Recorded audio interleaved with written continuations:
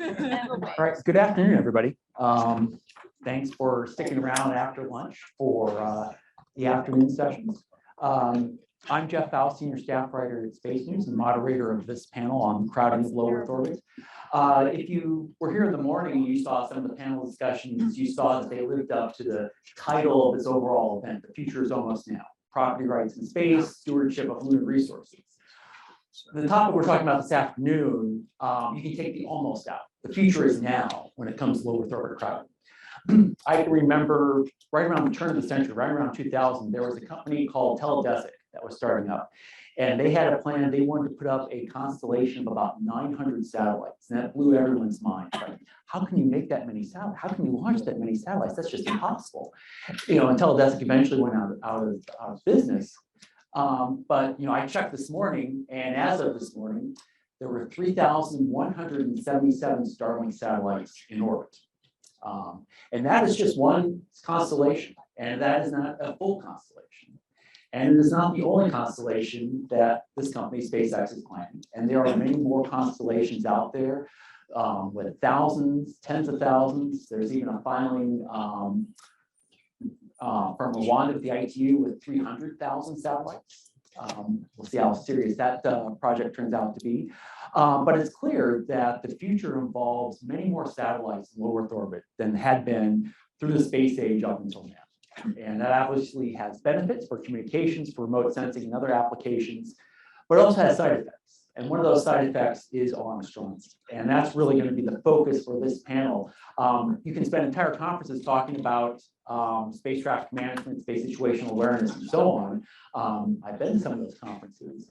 But I think one of the key issues that comes up and has come up just in the last few years is what happens to the age-old field of astronomy when you start flying thousands, tens of thousands, maybe hundreds of thousands of satellites in low Earth orbit, each with the ability to reflect sunlight and appear as bright spots in the night sky, and potentially interfere with important scientific observations and even other applications like planetary defense, keeping track of Earth asteroids. So we have a great panel here to talk about it from the astronomical, the business, the policy aspects of it. I'm just going to introduce the panelists briefly. We have Connie Walker. If you have the agenda, the title for Connie is wrong. She's actually the co-director of the International Astronomical Union Center for the Protection of the Dark and Quiet Sky from Satellite Constellation Interference. I think I got that. I think I got that right. Which is mercifully abbreviated as CPS. All right. And she's also a scientist at the NSF's Noir Lab, which is also another long acronym. National Optical Infrared Research, Astronomical Research Laboratory. You see why we love it, acronyms in the space industry with that. Then we have Tricia Cooper. She is the founder, president of Constellation Advisory, LLC. She's previously vice president of SpaceX and also with the Satellite Industry Association, so coming from the business side of this.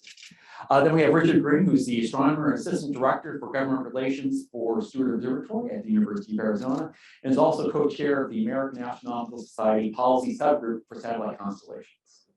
And finally, joining us virtually, unable to be here in person, is Mark Mulholland of the MITRE Corporation, who is supporting the Office of Space Commerce, which is a small office within the Commerce Department, whose responsibilities now include space traffic management.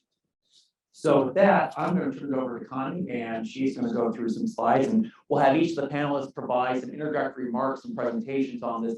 Then we'll go into some discussion on the topics raised by those presentations. Well, hi everybody. It's an honor to be here, and I really appreciate the University. Sure.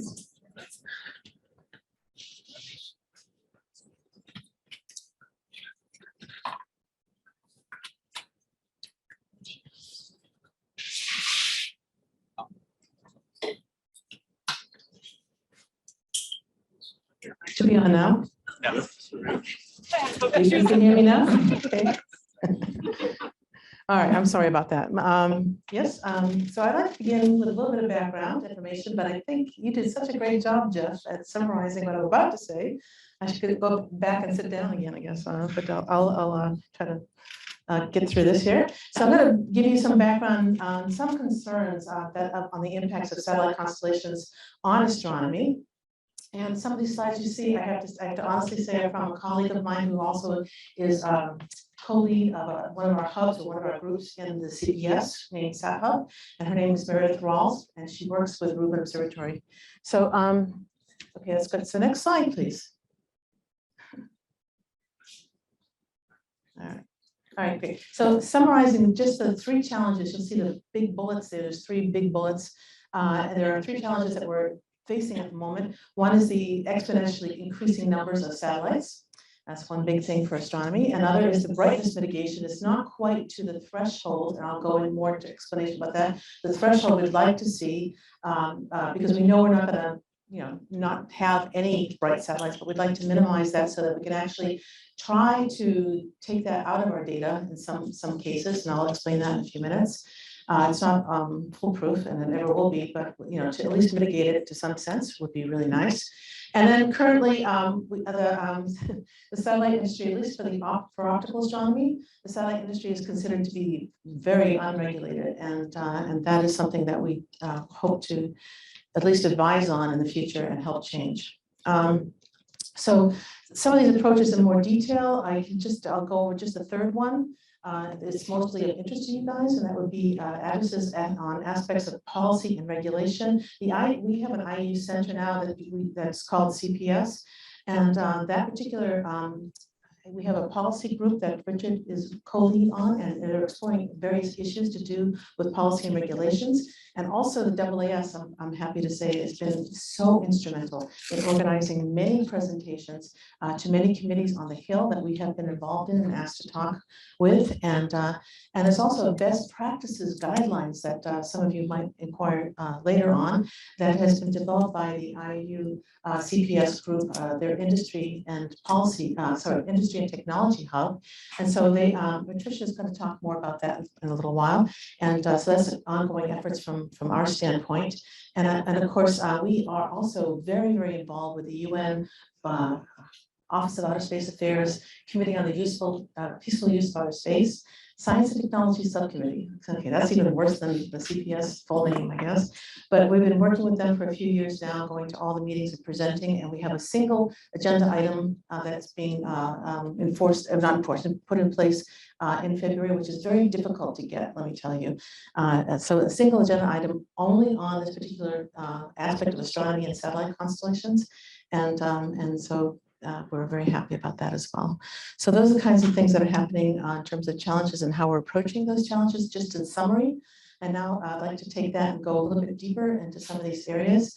And one of these areas is just, you've got to understand from my standpoint, 2 years ago, it was, or 3 years ago now, it was very much of an eye-opener when we saw the 60 Starlink, first batch of 60 Starlinks launched in May of 2019. It was a shocker. And at the same kind of vein, SpaceX was very shocked that we were shocked. So it was a mutual shock, I guess. But it entered us into a new era for the Earth's orbital space environment. And this illustration that you see on the left, there's two illustrations, one of the Earth and one in 2021 and one in 2028. And you can see in 2021, not many satellites, of course it's a cartoon, but not many satellites were there, but by 2028, we're expecting to have over 100,000 satellites at least. And but in some cases, it's going to be over close to 400,000 if everything gets launched. So this is based on current filings, both with the ITU, that's the International Telecommunications Union, and also by the FCC. And not all of these are actually probably will be launched at all, but more and more companies are filing all the time. So it's a pretty close estimate. So if you notice on the plot on the right-hand side, on the very lower part of the plot, there's a blue line. That's the active satellites, and you'll see it's pretty linear as it goes until about 2020 or so, or 2019. And it's, ever since Sputnik's launch in 1957, the population has just been gradually increasing. But then in the last 3 or so years, it's been actually an exponential growth. And this is very concerning for the field of astronomy. And we do acknowledge that satellites do provide a lot of good services to people all over the world, but this exponential growth bears a lot of consequences for the field of astronomy. One example I want to give, I think is one of the ultimate examples. So we'll go to an extreme basically, where you had this wonderful observatory coming online in 2024 called the Rubin Observatory. And this observatory is going to be incredibly wide field of view and very, very sensitive. And it's going to discover the undiscoverable so far. It's going to be amazing, 10-year movie. Right, and so those same features of being wide field and very sensitive are going to make it highly vulnerable, actually, to satellite streaks. And if we do get over 100,000, it's going to be basically a satellite streak per image. So it's very hard to mitigate those kinds of circumstances. But I'll tell you what they're trying to do in the next few slides.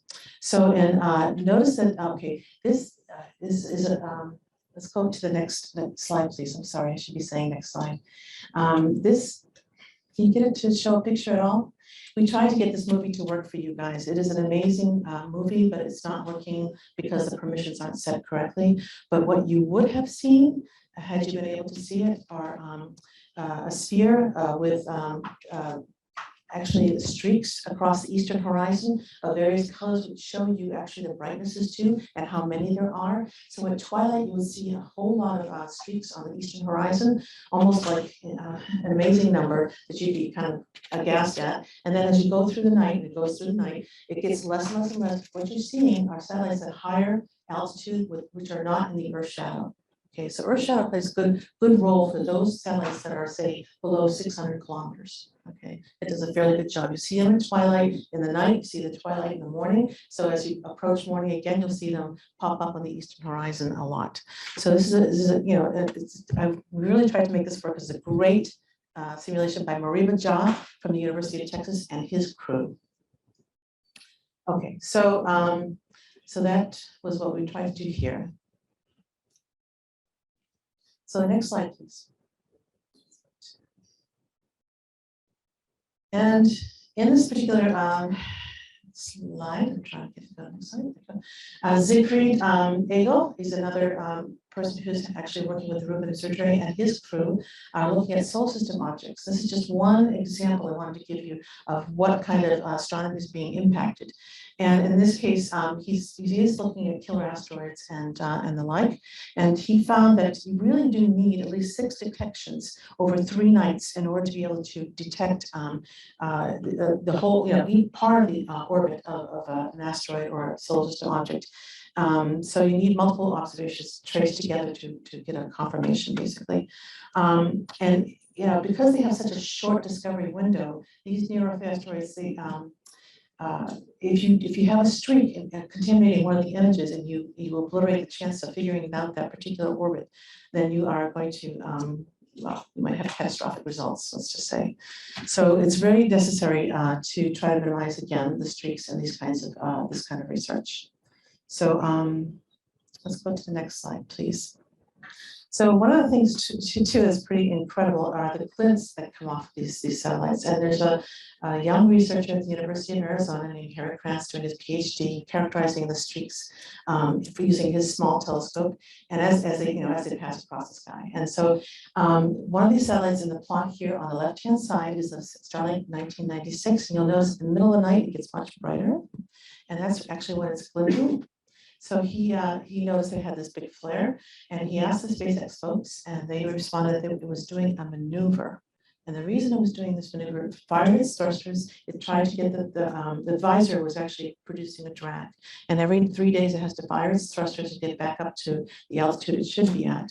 And so when it does this, it's you're in a sort of perspective where you have this flash of light, basically. So this happens, there's no more visor sets being created, but there's about 2,000 or so that are up there. So you have this happening in the cases of all these visor sets. They have to, reinitialize their location. So this is another problem. So things like this happen. And so another concern is that we have you might have heard of the Blue Orca 3. The AST Space Mobile satellite. That's a prototype, and it's a direct cell kind of satellite, and it's actually It's one of 5 prototypes that's being put up there now, and any day now it's going to unfold, and it has an array that's about 64 meters squared, so it's 8 meters or 10 meters actually on a side for the array itself, and it's very reflective, highly reflective. And it's going to be probably as bright as Vega, just to give you if it does have its own glints. And so this kind of this is very concerning. It's going to have probably, this is just a prototype, and if they get permission from the FCC to actually launch at the actual satellite that comes, the next version of the satellite, there might be as many as, initially it was going to be 200, but it's probably 2,000 because it's going to go to a low orbit, and they will need more satellites because they're going to a low orbit. And these satellites are going to be 300 square meters, not just a 64 square meters. So you have this big reflective thing in the night sky, is you have up to maybe 2,000 of them. So tell me that's not a problem, right? So there's a lot of things going on like that we're trying to work with companies to mitigate. So SpaceX is one of these companies that's collaborating with astronomers. We're very appreciative of this. They've worked to make their satellites darker. They've worked to share positional information. However, the reality is that these satellites are not dark enough. And actually, the positions in many cases are not as accurate as we need to actually avoid them. So, and SpaceX is not the only operator up there. There's a ton of others, and there's no guarantee that other satellite operators are going to follow their example. And so at the moment, again, there's no regulations or guidelines that even penalties that require the operators to comply. It's all voluntary. And that's a very difficult thing to work with necessarily, because not everybody's going to be as good as SpaceX has been.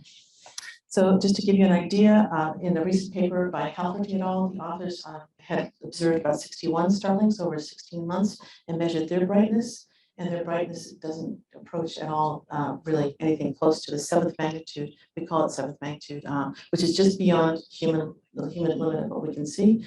And I'll tell you a little bit more about why we chose that particular limit. So let's go to next slide, please. Yeah, you're on the right side. Thank you. Okay, so there's a common misconception. Oh, you astronomers can just take out the streaks, right? You can remove all the streaks, and that's no, it's not necessarily true. Sometimes we can, and that has to do with that 7th magnitude I was telling you about. If it's brighter than 7th magnitude, there's pretty much no chance we can do that, because there's something called crosstalk that happens, and that is a nonlinear response. And it's very difficult to subtract something that's a nonlinear response. So what they're trying to do, and in some cases where it is less than 7th magnitude, it's fainter, then they can actually take a bunch of images and co-add them and try to take the streaks out as best as possible. So you can save some, but not all, basically. And that's something that people ask me about all the time. So going to the very next slide. Let's see. Yeah, there you go. We see 4 kind of spheres at the bottom there. The 2 blue spheres are actually a distribution of satellites. One is for SpaceX on the left, and then the one that's sort of toward the right is for OneWeb. And you can see that OneWeb has less of distribution, obviously, than SpaceX does. And this is for Gen 2, the next generation that's not online just yet for SpaceX. And so this is a simulation that are in yellow are actually the places to try to avoid them. So we're trying avoidance software as well. And Ruben has been working on this quite extensively as well. And so the blue areas that you see are areas to avoid. And this is just during a 90-minute period. And this is with respect to where Ruben is located. And there's sort of a sun altitude, if you need to know that, of 17 degrees that's being looked at this point in terms of reflectivity. So you'll notice, the point here to notice is that if you compare these 2 plots, and you can see how much fewer the OneWeb satellites are, actually you see that the response to that, you see them more prevalently actually than you do the Starlinks in this particular case, because they are at a higher altitude. So, so they can be just about as bad, if not worse. So it's something else to concern ourselves with. So anyway, so how do we combat all this? What can we do? We have that new center that we talked about, the IAU CPS for short. And we're partnering with, it's the Noir Lab, which is where I work as a scientist, and also the Square Kilometer Array, where both institutions are managing the center. And we have a website if you're interested, cps.iu.org. You can go there, anyone can go there, well, hopefully within the fields like either satellite operators or astronomers or space lawyers, and can go there and get signed up for free. And we have 4 areas that you might be interested in. One is the policy hub, and it's just as it sounds, both national and international policy. One is on a community engagement hub. We actually are looking at different communities that are outside at the astronomy field. So things like indigenous populations, which feel like they have a duty to be consulted.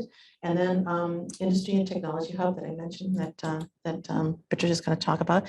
And then the 4th one is called Sat Hub, and that takes a little bit of explaining. We have, that's where we do our software development. That's where we're doing our data collection. So we have a sort of a trailblazer, we call it a data repository. And we're doing training on how to use these tools, and then also outreach. So it's a lot of things going on here. And we have about 150 people so far signed up, and we're going to hope that there's actually more, a lot of work to be done. This it's all volunteer work at this point. We're not highly funded at this point. So anyway, so any conversations you might like to have in that regard, just let me know.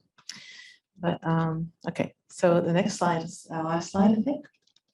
So here I just wanted to summarize our ongoing efforts to mitigate our impact. And we do have things like we're working, of course, with satellite operators and to do things like set the targets for brightness. And with regulators, we're again working with some space lawyers like Charles Mudd from Chicago. And we're doing building an open repository, which I mentioned, of images that you can download and also upload to. And we have an observing network that's out there looking at, for instance, the Blue Walker 3, and it's going to unfold any day now. And then we're developing software, but we still need a lot to do on that regard. We don't have the funding quite for the programmers just yet, so it's all pro bono. And we have international collaborators, and we're working nationally with the AAS to do that, and with the UN, as I mentioned. And then to provide input on policy discussions, I will leave that to Richard to talk about mostly, and which is on his docket. So, and that's it. And I really appreciate you listening, and I hope we can talk a little bit later on. Thank you.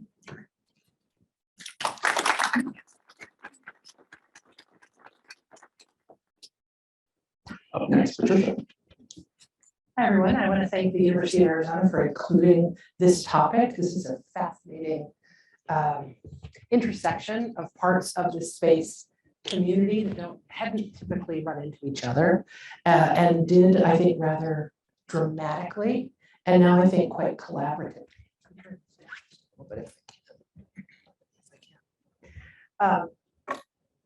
I was working with SpaceX in its government affairs, leading its government affairs for Starlink when the first tranche of Starlink satellites were launched. And so the surprise by the shock by the astronomy community and the engagement by SpaceX was something that I've been involved with since the very beginning with both Connie and Richard and a crew of other kind of well-meaning astronomers who've taken the time to both try to understand this phenomenon and understand the projects behind it, but also to be partners in looking at what resolutions might be out there. So if we go to the first slide, I thought what I could do as someone who's been in the satellite industry for 30 some years is give a little bit of a backdrop of why this was a surprise, or maybe why it should have been a surprise if we'd been working together more closely at the beginning of this. So there are, as Jeff mentioned, and Connie both, there's a lot of interest in low Earth orbiting platforms nowadays.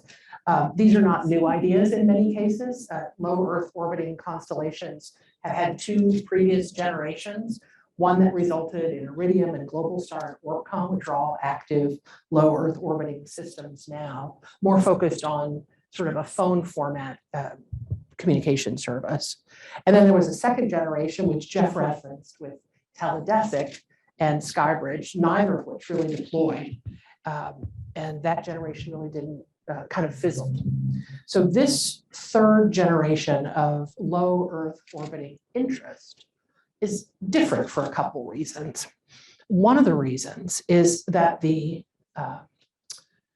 applications that are creating the demand are perhaps better suited for low Earth orbit. Before the pandemic, I don't know how many of you had video conference every day, all day long, but latency matters a lot more now. If you had a lag in a phone call 15 years ago, you could kind of tolerate it. But being able to conduct video conferencing is important, not just to working from home, it's distance learning, telemedicine. There's a whole wave of sort of video conferencing, also more latency susceptible broadband services. All those perform better when they're communicating with satellites that are hundreds of kilometers away, not tens of thousands of kilometers away like geostationary satellites. The same is true for imagery. A lot of the Earth sensing, remote sensing applications that are feeding climate change and other environmental and sort of logistical innovations are better suited when those spacecraft are communicating from low Earth orbit. And there are a whole bunch of other applications that perform better in low Earth orbit. So there's more demand for the things that low Earth orbit does better than potentially geostationary orbit. That's not to say there aren't applications that are better at geo. Anything that's broadcast based, point to multipoint is definitely something that I think suits a geostationary format. But there's this new demand to try and figure out how to get closer to the Earth with lower latency. The other elements are a robust private investment field surrounding space and space technology.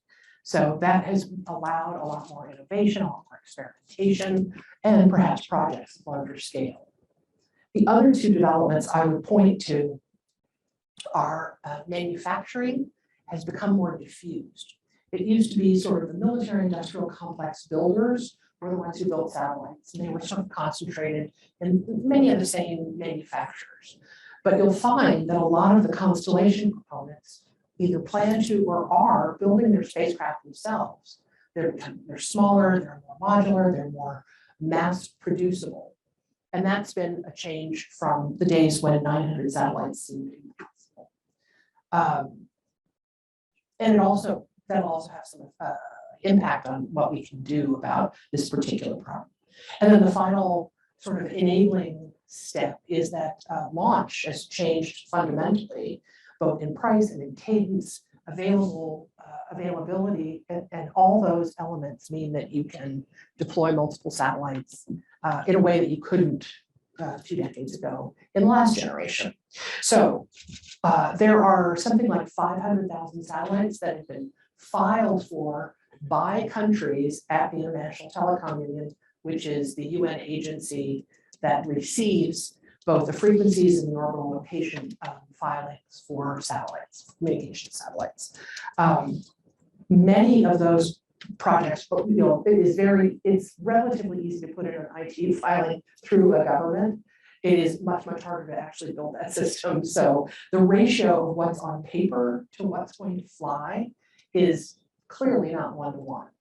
But it is a pretty active card trick now to start prognosticating about who's going to win and who's going to lose. Which proposals have the right demand, which proposals have sufficient investment, which proposals have workable designs, access to launch, and other elements that can make them actually deploy. So we know that 500,000 satellites isn't probably, that those won't all fly, but we don't know yet which ones will. It's another sort of complexity as we try and figure out how to engage with the industry. I will also say that one of the things that I certainly gained an appreciation for is that there's a lot of variation in how satellite systems might affect optical or radio astronomy. And we've been focusing a lot on optical astronomy here. So the design of the spacecraft, the shape of the spacecraft, the materials used, the orientation of the spacecraft at different phases and then a whole bunch of variables about the observatory or telescope, where it is, what phase of what season it's in, and all those things are quite impactful in trying to derive what effect that system will have. And clearly there were hundreds of satellites that deployed that didn't trigger this concern. So we've still been trying to figure out how to target the projects and the designs to engage intensively about resolving this problem, this intersection of the communications and remote sensing satellite worlds with the optical and radio astronomy worlds. So I did want to say one other thing. Those changes in the satellite world, I'm sure come up in other aspects of space law, but one of the things that I think I've appreciated a little bit more too is that there have also been changes in astronomy. The wide field observation is also a new thing in those intervening years, where instead of having just a narrow field telescope view, now you're trying to do this extraordinary project of kind of mapping the whole sky, which means that our intersection of projects is different than it would have been even 15 years ago or 10 years ago. So if we go to the next slide, I'll tell you what we've been trying to put together in the Industry and Technology Hub at the ITU or the IAU Center. This is really the formalization of what has been an informal, voluntary dialogue that's pretty intensive over the last couple of years, since May 2019. There have been 4 conferences that have done quite extensive work, analytical work, and sort of recommendations as well. 2 hosted by the American Astronomical Society, called SATCOM 1 and SATCOM 2, which I think you shared at least parts, you both shared parts, but I shared parts of it. And then there were 2 others conferences called the Dark and Quiet Skies conferences by the IAU. And those recommendations are kind of the current state of best practices and what we hope that satellite operators will become attuned to and embrace and adopt. And so this Industry and Technology Hub is kind of a practical embodiment of that work together. And our goals, as we've stated them ourselves, are to raise awareness within the satellite community. And by that, I think everyone kind of knows that there's the possibility that satellites could have an effect on astronomy. But there's a much, much more complex question about how, to what extent, and why that satellite operators need to sort of dive more deeply into in order to be able to be part of solutions. So awareness beyond just the headline is really maybe part of that. Foster technical collaboration, not only with astronomers, but also across companies, regardless of competitors. And we're starting to see a little bit more of that. And I think that's something we can pick up on later in the discussion.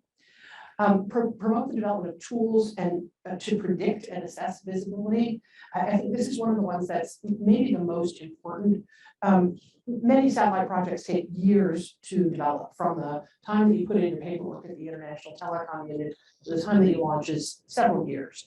The design and development of the spacecraft, several years, affected by lots of things. You're going to choose your manufacturer, your mission, your available budget, all kinds of things. What we found is that if satellite operators, the feedback we get is that if satellite operators know about this and can incorporate mitigations early on in their design phase, they're much more likely to adopt changes than if they've already commissioned satellites and these are change orders that cost more money and cost more schedule time. So we want to be able to do some predictive tools that would allow them, from the design that they're considering, to understand what kinds of effects it would have. And then the other is to sort of share those best practices, conclusions, lessons learned, and improve those mitigation solutions ongoing. So the end goal is really to get more satellite operators to commit to considering this challenge and designing satellite systems that have this potential to harm astronomy in mind. So they field systems that are not as impactful. Let's go to the next slide. Oh, I decided I was going to skip this. Why participate? No, I think the answer is it's a big problem. So we can use everyone's help. Let's go to the next, the progress today. So my goal, I'm not a co-chair. The two co-chairs are Tim Stevenson from the Square Kilometer Array Observatory, which is a radio astronomy international organization building an enormous radio astronomy facility in South Africa and Australia. And Chris Hofer from Amazon's Kuiper project, which is a low Earth orbiting constellation project that's just under 3,300 satellites. And they're doing their demonstration satellites at the end of this year. So they're the co-chairs of this, and I've just been supporting them, and I'm an advisor to the center. So what have we been doing so far? Part of it is we've been talking individually with companies about what their awareness level is, what their understanding level is, and what is their posture towards this issue? Are they willing to jump in and help? So the three sort of farthest along and the three sort of largest ones have all committed to being part of this exercise. I think that's helpful for others that are farther along, that are not as far along, and in considering the kind of importance of joining. We've also been getting some feedback from companies about what they need to understand this project. We've been developing a whole bunch of tools that we hope will make it a little bit easier for them to get read into the problem. We've been doing some essential readings. What do you need to read to get smart on this problem? And also consolidation of what all the best practices are, which are otherwise kind of scattered through the reports of these various conferences. We want to collect some of the best analysis and research so that when they are committed to technical exploration here, they have sort of the latest and cutting edge conclusions about how various satellite designs and materials can be utilized. And then we've got about 30 some volunteers from across industry and academia and research institutes that have offered their time. We're also talking to a bunch of satellite trade groups, aerospace groups that can maybe be multipliers for this information.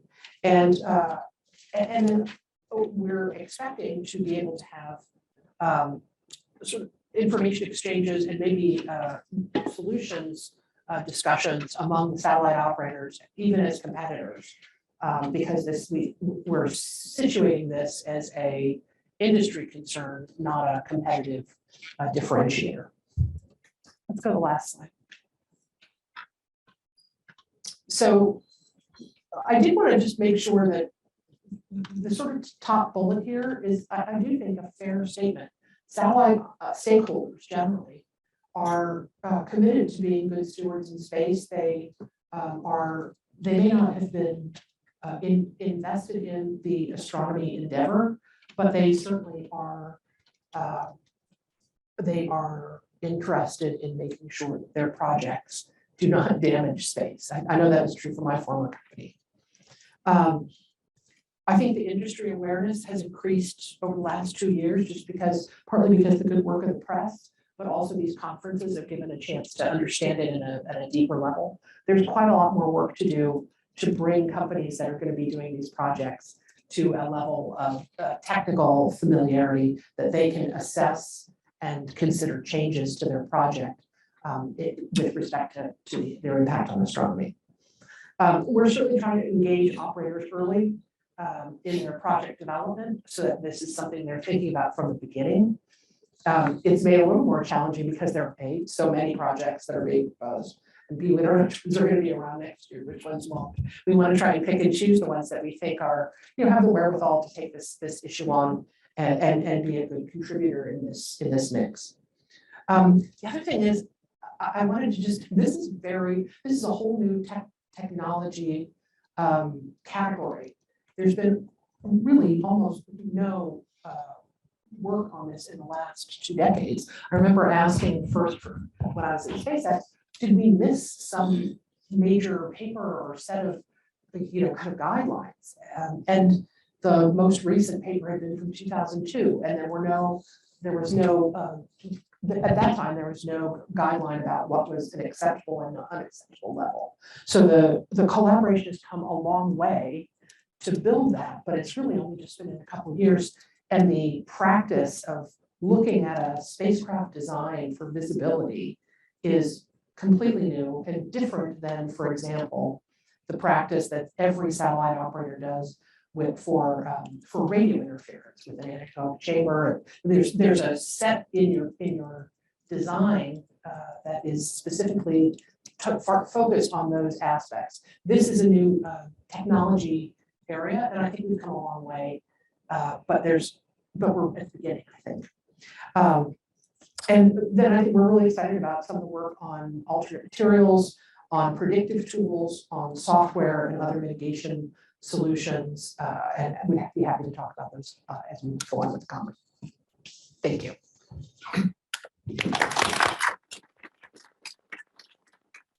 Richard. Let's stand up.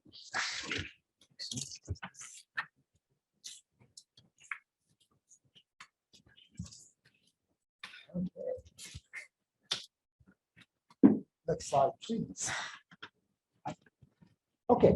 Mike? Yeah, it's Oh. it's on. Okay, so with this wonderful cooperative world, why are we considering regulatory approaches? So let's consider a bit of context here, and that is that it's true. The major operators really have agreed to make best efforts to try to minimize reflected sunlight and to consider some other radio misdirected radiation. Major operators are in the process of executing what are called coordination agreements with National Science Foundation, for instance, promising to make those best efforts and to set up a set of technical approaches that will help that problem. And those topics, that mechanism was already set up because that was the way that the ITU spectrum management was done in fact, to show that they would meet the outer band limits and so on.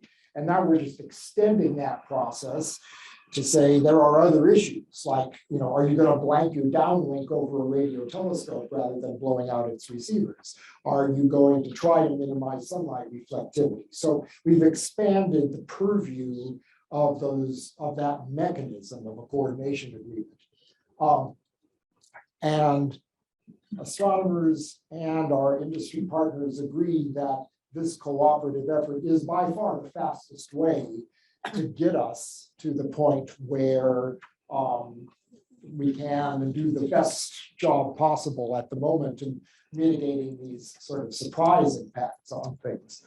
So why put in regulatory requirements? Well, the main motivation is to codify those good intentions and to set guides for new actors that are coming into the field, and to, voluntary cooperation is that. And so if you put a little enforcement as well, then you really accomplish that goal. So next slide. All right. As soon as I open my mouth on something to do with policy or law, you will know that that is not my expertise. I'm an astronomer. And so, but I was privileged to convene a working group of genuine experts in that field, and with real leadership from Michelle Hanlon, from participation by Ram Jaku and his group. And so I will be reporting out to you some of the results of a really long report that they produced. So the good ideas are theirs, and the statements are mine, and we can figure out what was actually going on. So we've heard a lot about the Outer Space Treaty. One of the conclusions, which is straightforward to support, is because there's freedom of exploration of outer space, astronomy is actually a legitimately and protected activity under the Outer Space Treaty, and therefore we can talk about the framework for instituting that protection. the reality is that even though the Outer Space Treaty language says that member states are responsible for the activities of the space activities, both private and governmental, in point of fact, there is no country that actually takes full mission oversight responsibility for the actions of either their own governmentally supported missions or for commercial operators in space. There are pieces. They talk about launch, talk about appropriate spectral windows, and there is some approval of orbital planes, but there is not a comprehensive end-to-end, and furthermore, the US government, that responsibility is split among several agencies. So therefore, the question is, what is the goal to have a national regulatory policy? And the recommendation of this expert panel, which I think is true, is to at least conduct due diligence concerning the activities of satellite operators, and since it's a new world of commercial space of commercial operators, and specifically making it a condition of launch and operation licensing that there be an assessment of impact at some appropriate level. And then in particular, because you're talking to astronomers here, we would like to make mitigation of impact on astronomy a true condition of that licensing. Next slide. Okay, so we have learned in our international operations that Connie is sharing in that center, is that our European colleagues approach all these problems from an environmental perspective. And so the US group for the US policy also said, well, let's look at the possible applicability of environmental law. And so there are certainly defensible arguments that actions in low Earth orbit impact the traditional Earth's environment. It changes atmospheric chemistry. It could send projectiles onto the Earth. I mean, there are things that could be covered under classical environmental regulation. We had an astronaut on this committee who said environment is where people are. And I would love to have been protected more than I was when I was in action up there. And then there is the more far-reaching argument that the environment of Earth extends to some position in orbit. You could argue, is it low Earth orbit? Is it all the way to the moon? You know, so there are more far-reaching arguments in that respect.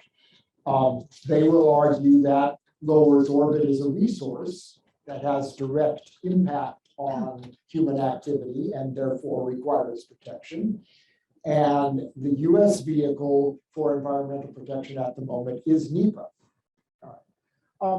There are principles that you could certainly apply, and that is prevention of transboundary harm. So back to our blinkered example, if you flash sunlight onto a foreign country's observatory, you have harmed their operation with your US asset. And so in some sense, that's subject to terms of the Outer Space Treaty. There's the precautionary principle, which the US does never apply.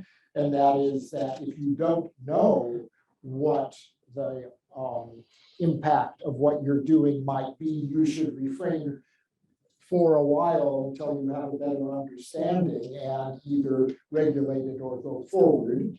And, you know, we can look back and say, you know, well, 150 years ago, the US was expanding its territory. What was the impact on indigenous peoples? Or the Industrial Revolution with waste gases, and what's the impact on environment? But we have never taken that precautionary principle, and we still don't, but some other nations actually do. And then there's a polluter pays principle in ground-based environmental law, which is interesting because if you do believe in the conformity of the two sections of the Outer Space Treaty, then it would be the government that would be responsible for any mission harm that was done by commercial space or governmental supported space.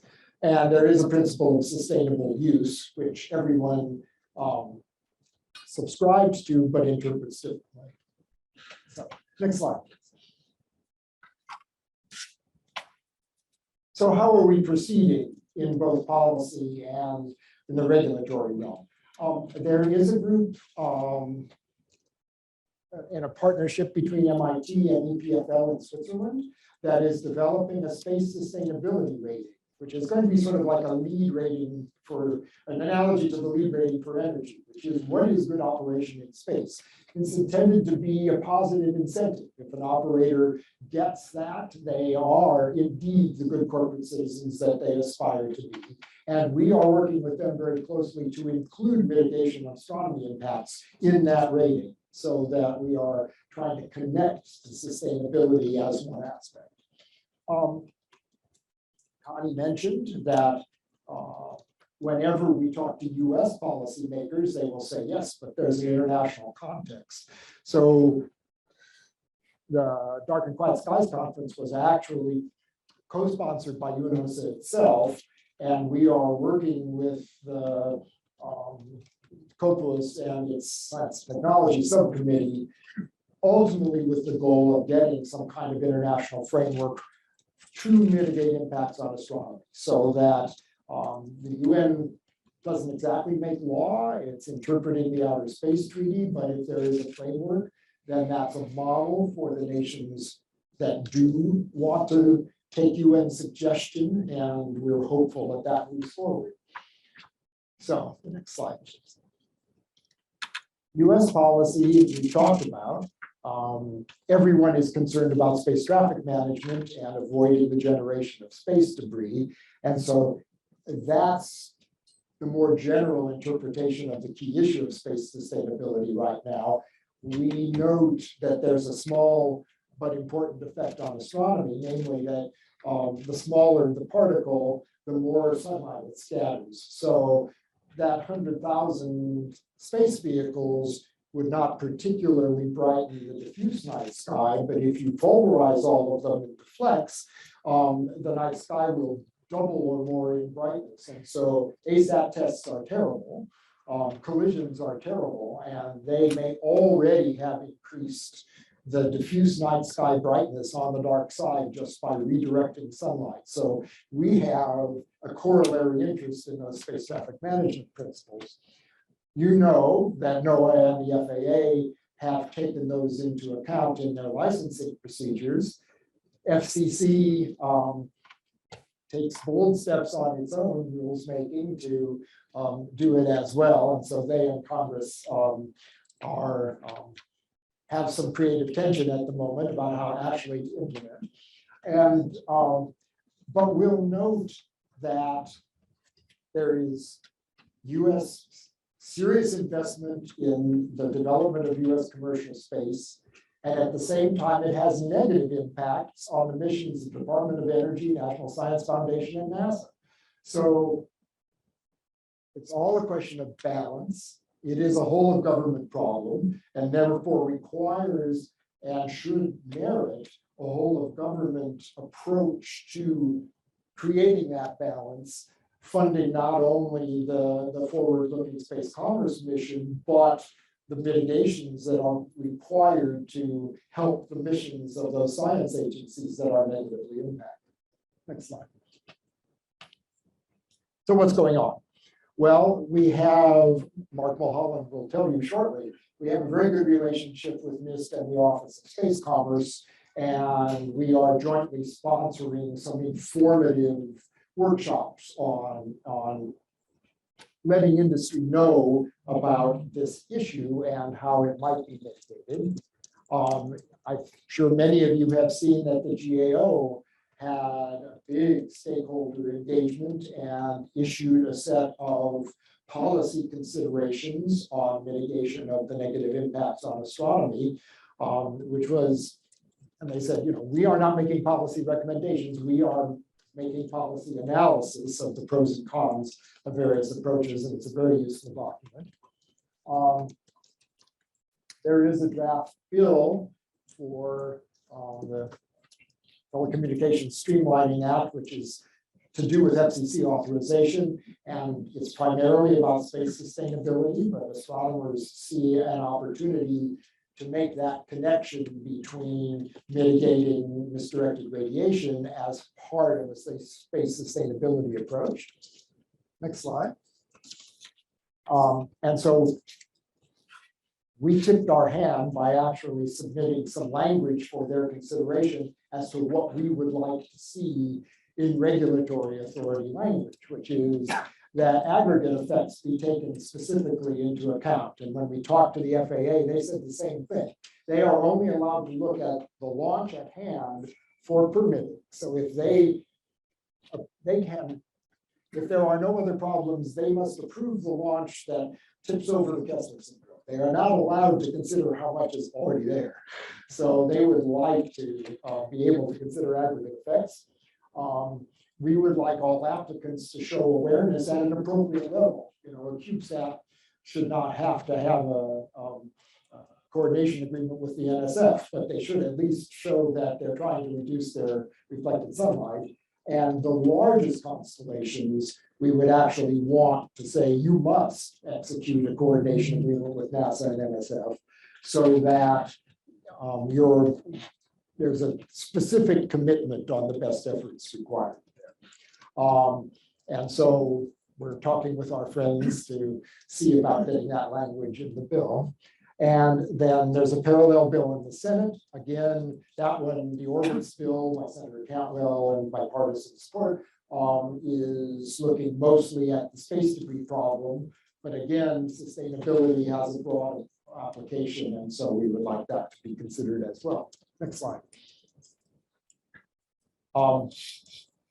There is a good point. What are astronomers doing? We can push on our industry colleagues all we want, but we need to be working on our side to make sure that as much data is rescued as possible and is taken under conditions as favorable as possible.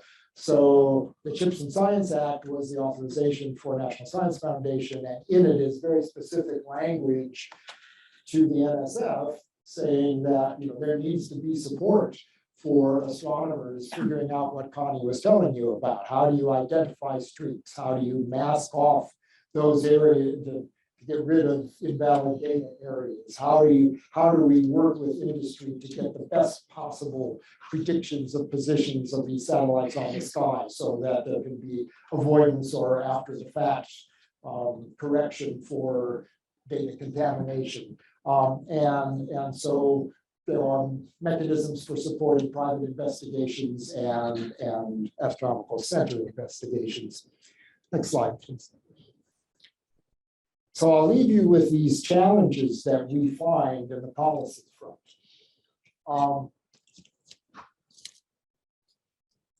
It's a very competitive industry. They well know that if we were to invoke NEPA for the assessment of impacts, that slows everybody way down. It is an onerous and expensive and difficult process. And so we get a lot of pushback if we say, we want you to use NEPA as the vehicle. Are there alternatives? Are there ways that we can treat orbit and the operations in orbit and the assessment of those operations and the impact of those operations in a way that satisfies these needs without necessarily coupling directly to environmental law in the US context?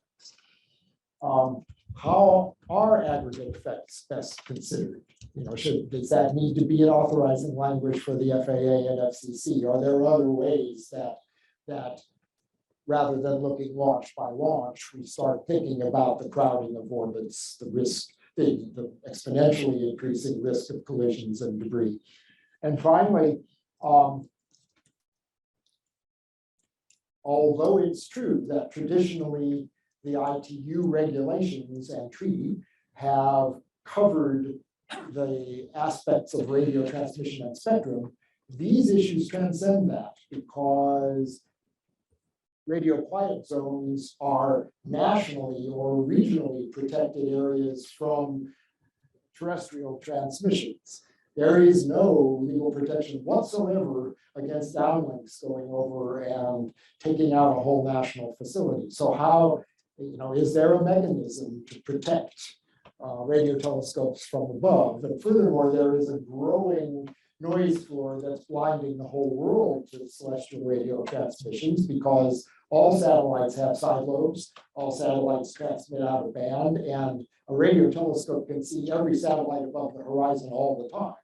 So now there are a few thousand. If there are tens of thousands, it will be very difficult to do ground-based astronomy without other mitigating efforts. So ITU is unclear that they even want to touch this issue.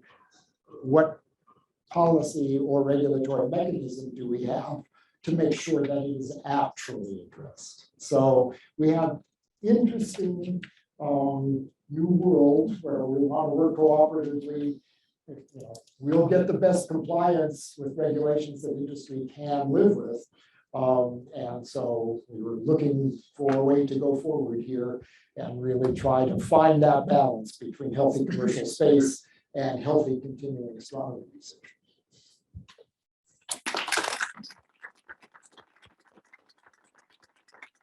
Thank you. And finally, we have Mark, our online participant. So Mark, you can hear us? Yes, loud and clear, Jeff. Thanks. Well, thanks, everybody. I'm pleased to have been included in this panel and in the workshop today. My colleagues have done a great job framing the problem, but what I'd like to focus on is suggesting a few ideas about how astronomy can continue to operate and even enhance observations in what I call the here and now world of bright and noisy skies. I think we can effectively move forward if we acknowledge that dark and quiet skies for many reasons are no longer possible. Instead, I want to look ahead for a few minutes and propose some ways that we can make the best of the current situation and to take some domestic and international initiatives to build consensus moving forward. Next slide.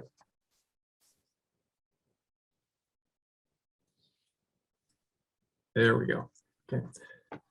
First thing I would propose, and something that's absolutely achievable in the near term, is to provide astronomers with the most current and accurate satellite overflight information as possible.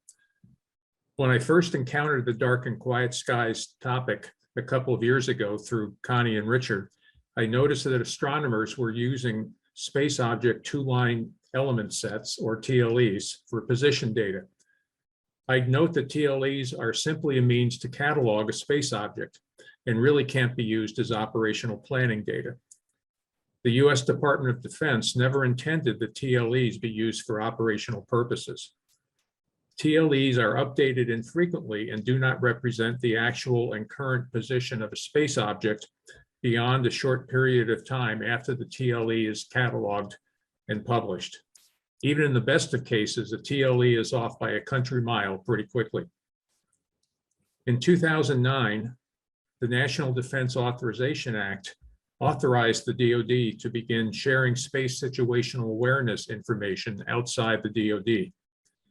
Today, the number of bilateral sharing agreements between the DoD and foreign governments, consortia such as ESA and EUMETSAT, and commercial operators number in the several hundreds. As much as a success story as this is, the SSA sharing program was created to enhance orbital flight safety and avoid collisions. So all things considered, there was no legal authorization for the DoD to execute SSA sharing agreements with astronomers because use of the data was not related to flight safety. Further, it wasn't identified as a problem even back as recently as 2009, 2010. Further, the DoD did not have the analysis tools to provide astronomers with overflight predictions.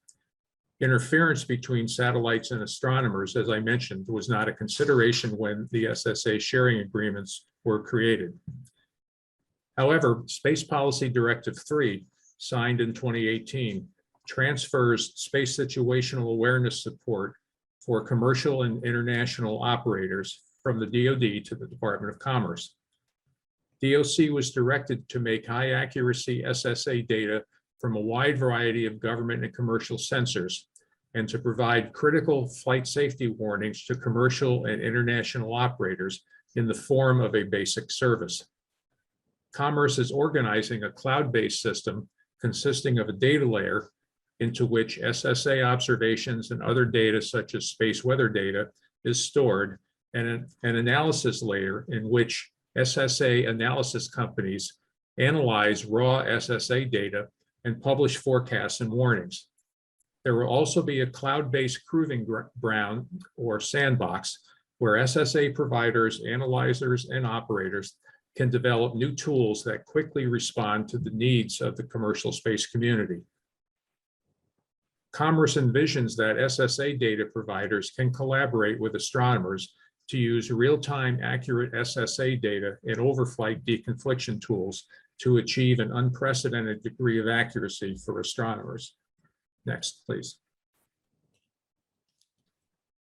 Given the potential of the Commerce SSA system to significantly improve overflight accuracy, I think a follow-on goal would be to continue to add fidelity to the models such that astronomers don't have to worry about everything all of the time.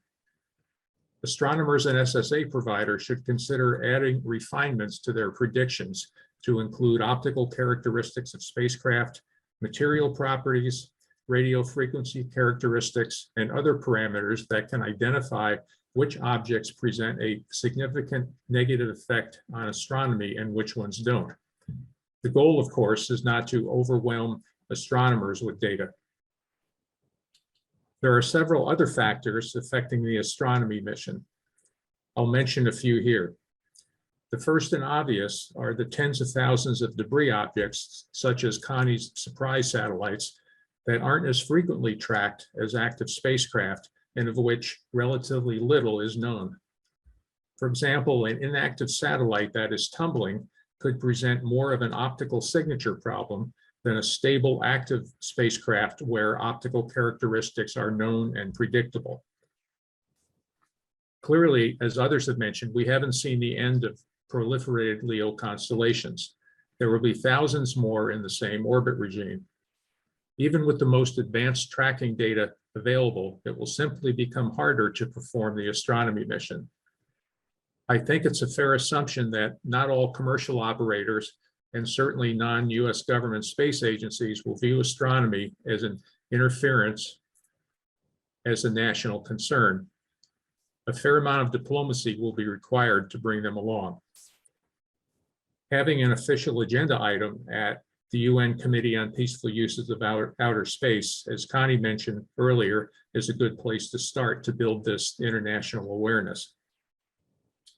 For radio astronomy, there is not a widely used ground-based surveillance system for identifying harmful interference. And I mentioned at this point that through all the radio regulations from the FCC up to the ITU, they use terms harmful interference, which is a lot different than no interference. So the culture is basically built around the term harmful. Several commercial SSA systems use passive radio frequency detection for accurate tracking, but are not used for assessing characteristics of license compliance. Next slide.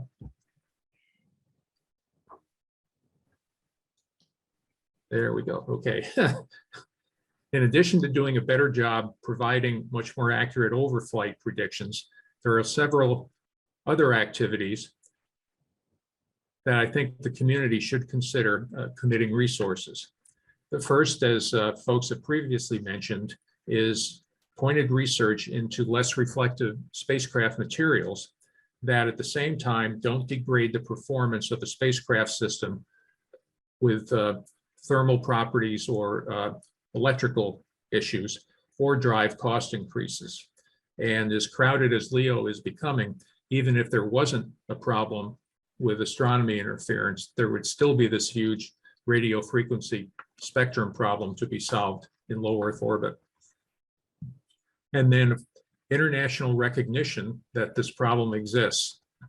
And as we mentioned, that's beginning in UN COPUOS, and having a permanent agenda item is a great place to start.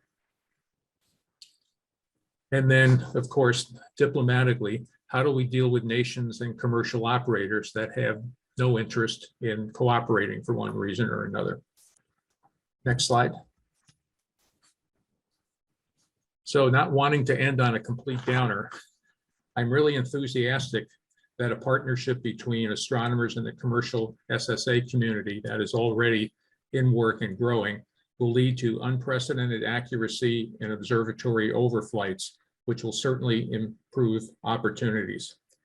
Awareness is increasing, as is cooperation.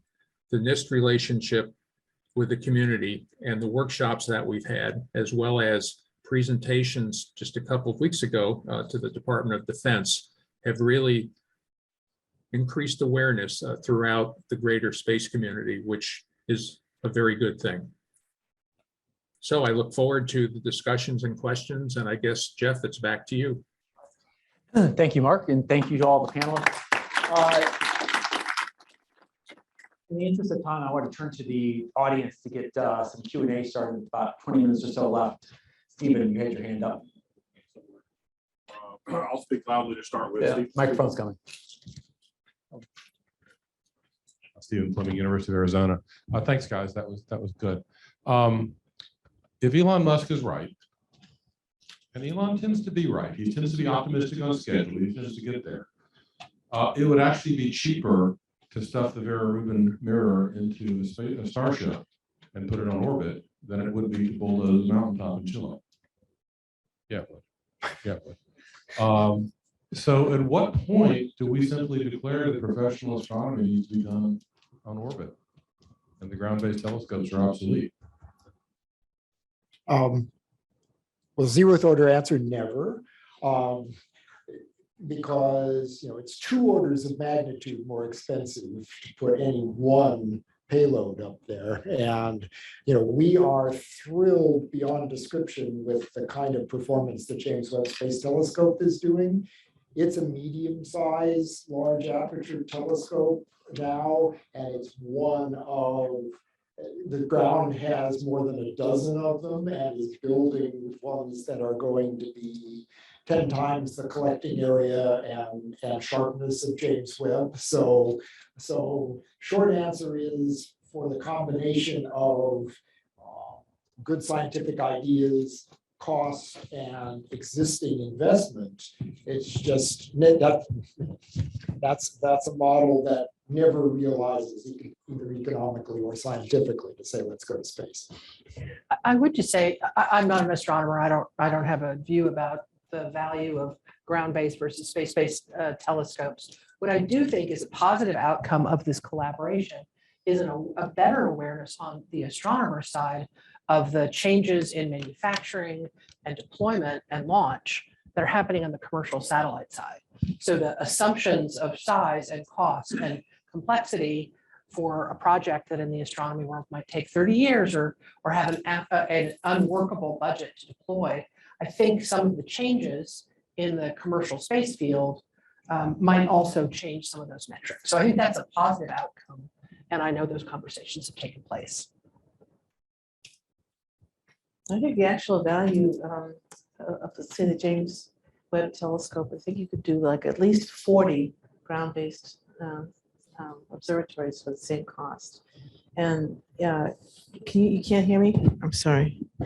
I was saying that it's like a 40-to-1 ratio with the number of observatories you could probably build on the Earth for the same price as the James Webb Telescope. So Elon Musk is not correct. And there's there's a limitation to what you can do in space with an observatory, as opposed to down on the ground where you can continually be creating new detectors for the observatory itself and keep on going for even a longer period of time. So when you look at your bang for your buck, basically, still the ground-based observatories are ahead of the game.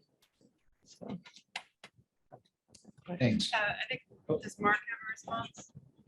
Yeah, I was just going to add that I think a lot of the awareness, especially on the spacecraft side, can happen at institutions such as CubeSat.org, run by Cal Poly. And the Secure World Foundation, the last I heard, is getting ready to publish an update to their handbook for new actors in space. So identifying this issue and recommending operational and design mitigations, those are two good places to start. And I mean, granted, a lot of this problem isn't caused by CubeSats, but the students now that are using CubeSat.org are going to be building son or daughter of Starlink someday. Hey, Mark, it's John Reed. I wanted to follow it up with a thought about and a question about whether we're considering the adverse actors that you talked about earlier, or even just end of life issues as we try and address the reflectivity issue and the observability. Are we complicating the whole STM domain awareness elements as we're trying to operate in a congested domain with things that are dying or being taken out by adversaries? Yeah, John, I think it's an issue and a challenge of two dissimilar missions, and end of life, flight safety, deorbit, that sort of thing is still kind of in the flight safety realm, although there are implications to the astronomy community. And I think the way we're designing the Commerce cloud-based system is that we'll have the data layer and we'll have the sandbox, and people that want to examine further capabilities in the astronomy realm, the sandbox is a perfect place for them to play, having access to the real accurate data, as well as the capability to build algorithms that support them. Other questions in the room?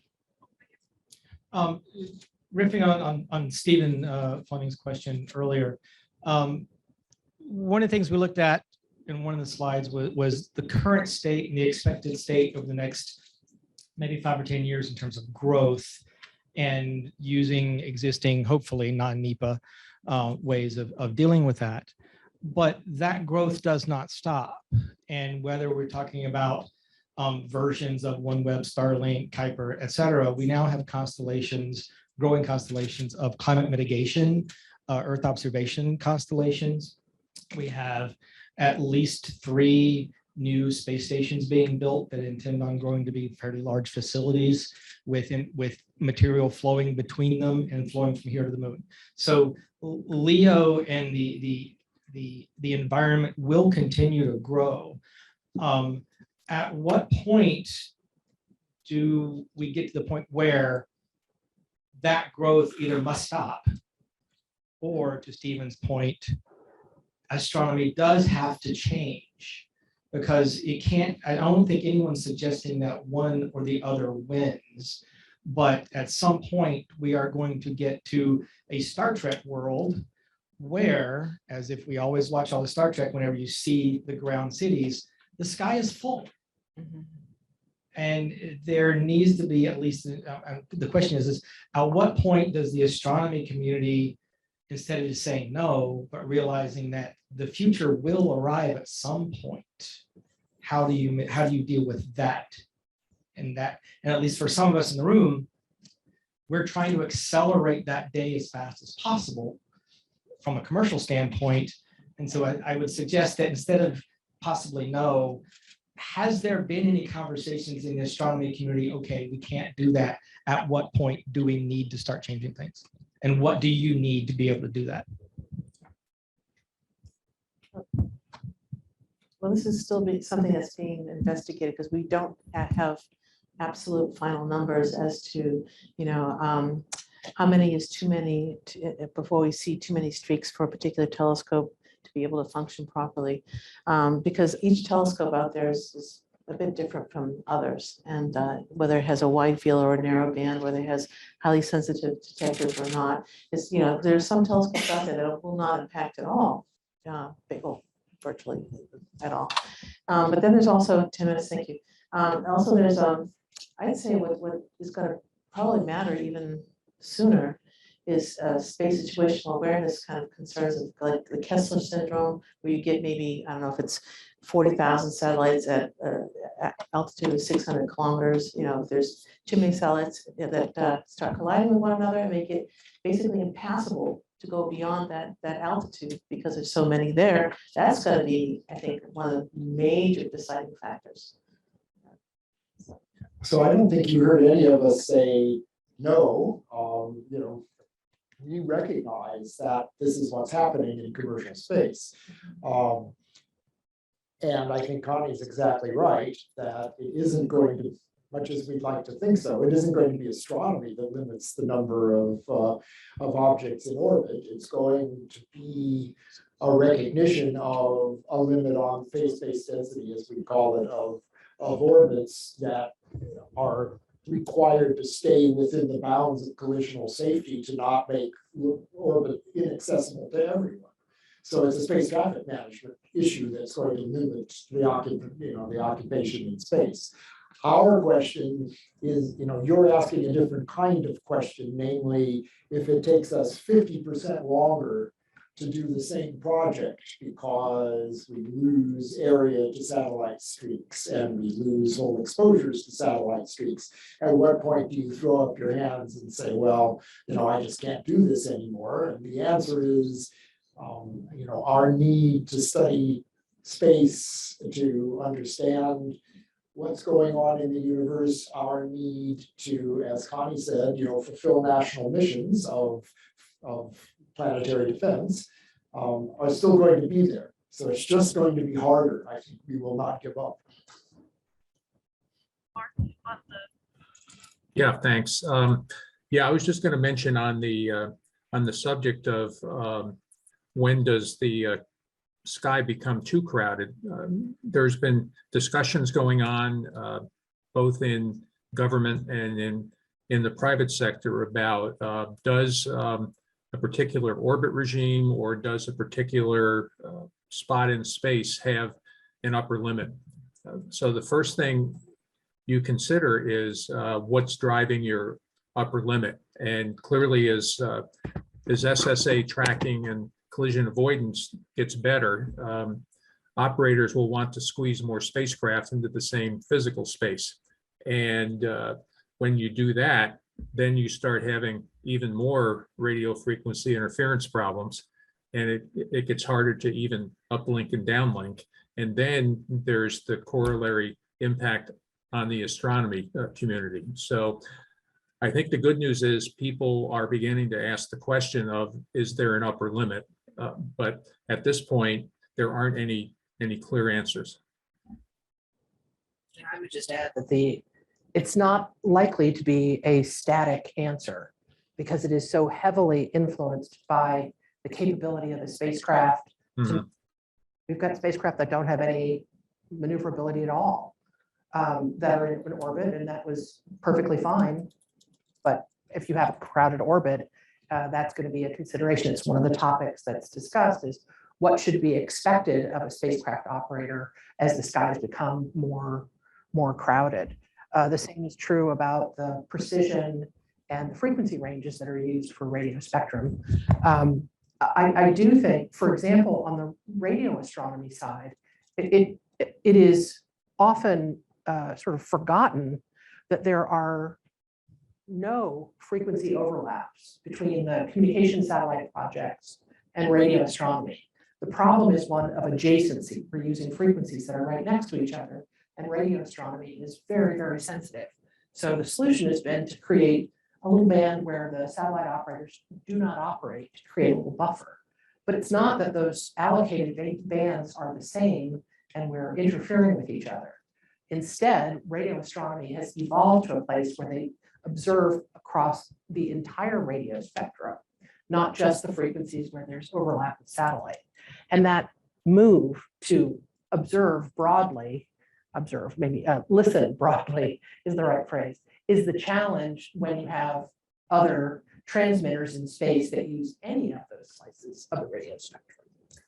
Also, just note, when I did have some government responsibility here, I served on the interagency task force for the White House. on robustness against space weather. And that seems to be a relatively new field for the commercial operators, but this was a serious undertaking because you know that a substantial solar flare can knock out the whole GPS system, can certainly knock out the command and control systems of satellites that are only modestly protected. And so I don't think we can get too sanguine about how high density you can employ, because these events are not entirely infrequent, and you just don't want bumper cars in those high orbits. And I think there's a great deal of both discussion and appetite to raise kind of the bleeding edge so that the environment is not limited by space operators that haven't employed some of the easy things like tracking, maybe some minor propulsion, to be able to operate safely in a crowded orbit. Yeah, and I guess I'm just as guilty as a lot of people in that when you have these discussions, you completely forget about the debris population that can't maneuver, aren't always tracked, and generally can be in the same orbits. And I recall I saw a briefing slide from the European Space Agency Space Debris Office a couple of years ago, where they plotted numbers of close approaches between two operational satellites. And in 2020, which was when I saw the slide, there was exactly 50% of the close approaches were between two operational satellites. And if you went back as recently as 2018, that number was insignificant. So, so the good news is that we can do things about most operational spacecraft, but the bad thing is that there's still a lot of active satellite on debris close approaches as well. So I think that the positive spin to this would be, imagine what that upper limit could be if you had, for example, the kind of precision space situational awareness that Mark was talking about. If you had spacecraft that had nimble maneuverability and the responsiveness to react to not only other active satellites, but also significant debris. Imagine what astronomy would look like if all the telescopes could use scheduling software that can avail themselves of it, that there's better software to remove tracks, and the satellite operators have new materials that don't create as much of visibility. So I mean, there's a lot that is still in play, and I think the risk is to say at this moment of time we have this limit. Almost all of those areas are active in some kind of R&D or development or exploration. All right, time for one real quick question, real quick answer. As for any research from the planetary science community about geosynchronous orbit as a threat, particularly we're looking at filling large solar power satellites and looking at the visible spectrum versus the radio spectrum. Is there any concerns about how large or what the limit is before that's going to have a problem for astronomy from the Earth, from geostationary objects? Questions about geostationary satellites, if we have a future with big space solar power satellites in geo, when does that start becoming a problem for astronomy? So it would be fatal if the reflected sunlight from one of those solar power stations actually hit a sensitive telescope. On the other hand, those are unlikely to be numerous. They're slow moving, and their predicted locations will be quite accurate. So I think avoidance is going to be the answer to those. But if they lose control and start spraying sunlight unpredictably on the ground of that kind of collecting area, it's frightening. I'll also just note that at least one plan for converting solar energy to microwaves and then sending those down to Earth, that's a lethal dose of microwaves. And so there is no option for loss of command and control of those satellites. And I hope licensing agencies will consider that. Yeah. All right, with that, I want to thank my panelists for engaging discussion, and I think you see that the future is now when it comes to the crowding of low Earth orbit and the effects on astronomy. So thank you very much for your time and attention.